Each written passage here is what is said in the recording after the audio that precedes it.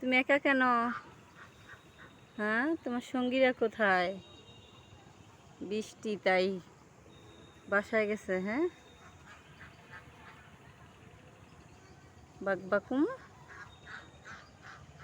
বাকবাকুম। দেখেন মানুষ, বৃষ্টি, ওই যে পানি, মানুষের উঠানে পানি, মানুষের ছাদে হাঁস,